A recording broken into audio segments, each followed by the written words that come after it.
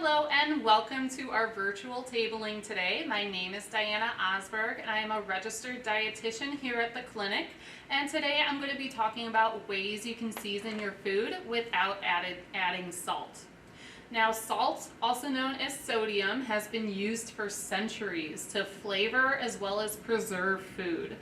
But it hasn't been until the last 75 years or so where we've seen our intake of salt dramatically increase. Now, salt that we eat can be found mainly in restaurant food as well as processed foods, and the average amount of salt that is recommended is 2,300 milligrams a day, which is about 1 teaspoon of salt. Those with heart disease can be recommended a lower amount, around 1,500 milligrams a day, which is about 2/3 of a teaspoon of salt.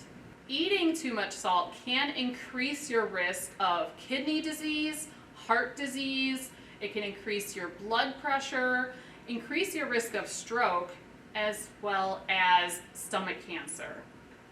A great way to reduce the amount of salt that we eat is by cooking more of our foods at home, using foods, seasonings, and certain cooking techniques to flavor our foods, and saving adding salt as the last step to adding flavor to our foods. Now, flavor is a combination of taste and smell, and there are certain foods that can enhance the smell of the foods, like garlic, onions, as well as shallots, and these are considered aromatic foods. They add a nice smell to the food that increases the flavor in the food. If you're looking to add a sour flavor to the dish, foods like lemon, lime, or even vinegar can make the food more sour. And if you're experimenting at home and you add these foods to your dish to level up, and it turns out to be too sour, to level out the amount of sourness in the dish, you can add just a smidge of sugar, but don't add too much.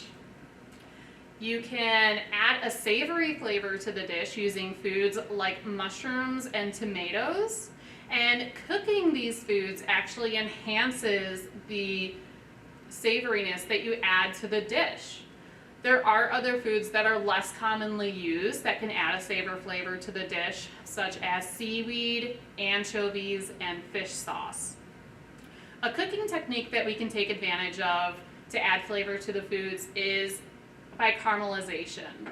Now, this adds a sweet and nutty flavor to the dish.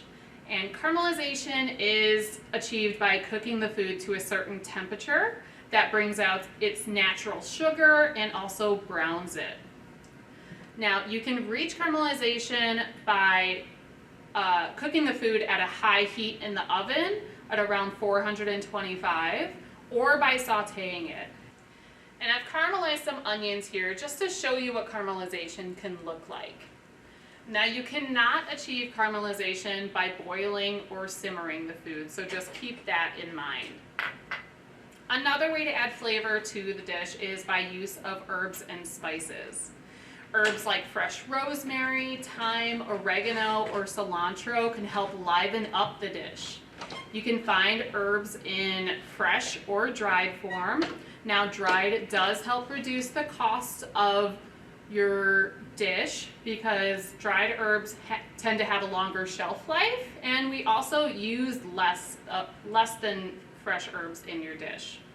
If you do need to use fresh herbs in your dish, you can extend the life of your fresh herbs by placing them in a cup of water and then covering them with a plastic bag before you put them in your fridge. If you want to use dried herbs instead of fresh in your recipe, a rule of thumb is to use about 1/3 of the amount of fresh herbs that it calls in your recipe for dried. So an example of that is if your recipe calls for 1 tablespoon of rosemary, you're going to want to use just 1 teaspoon of dried rosemary for that. Now, spices add a nice depth of flavor to the dish, and we usually use them in only small amounts. Spices that are essential to a cook's pantry include black pepper, garlic powder, onion powder, paprika. If you like it a little bit more spicy, you can add chili powder. We also have ground cinnamon, some ginger, or cumin. Now we've put together some easy seasoning mixtures for you that you can find in the comments. We've put together an easy and salt-free Cajun, salt-free all-purpose seasoning, a ranch seasoning, as well as a taco and fajita seasoning. You can use these in your own cooking at home. You can also use these mixtures and combine them with some low-fat sour cream and use them to dip your favorite vegetables in. Or you can sprinkle them on your popcorn or homemade Chex Mix. Thank you so much for joining us for our virtual tabling today. Join us every Tuesday and Thursday on Facebook at 11 a.m. for more videos, or you can find our videos on YouTube as well. If you have any comments or favorite seasoning mixtures that you use at home, please do put them in the comments section. And if you have any questions, you can email us at the address that will show on your screen.